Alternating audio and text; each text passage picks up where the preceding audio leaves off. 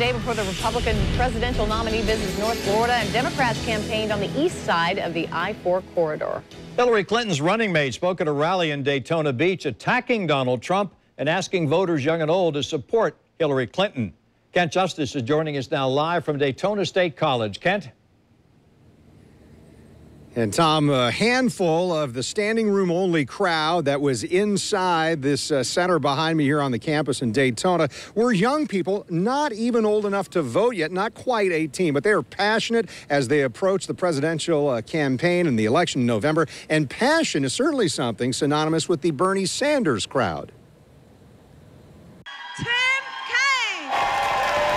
I want to hear how he plans on supporting Hillary and what kind of influence he's going to have on her policy. Hillary Clinton's running mate has the role of attacking the Republican ticket and revving up enthusiasm about the woman he calls the future commander-in-chief.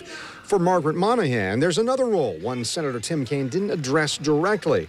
It's showing Clinton has moved left during the primary campaign and that she can appeal to Bernie Sanders supporters like Monahan. I'm not real happy with the Democratic Party myself, but we do need to stick together and we need to keep a Democrat in the White House. I know millennials felt the burn and switched over, and I respect them and I respect their opinions, and I think that's wonderful, but I've always been pro-Hillary. I think she has great ideas. She always has. That teen is one of a group of young people who traveled from Orlando to see the speech.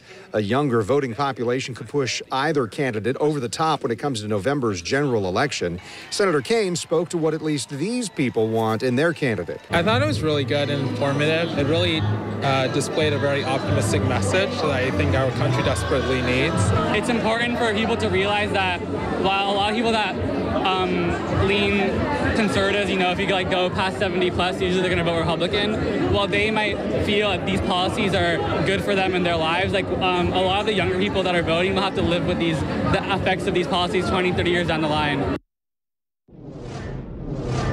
And of course, not all young people are young Democrats, and not all young Democrats are Bernie Sanders or Hillary Clinton fans. That's yet to be determined in what happens here in November. In the meantime, Senator Tim Kaine certainly drew rave reviews from the folks we talked to after the event tonight.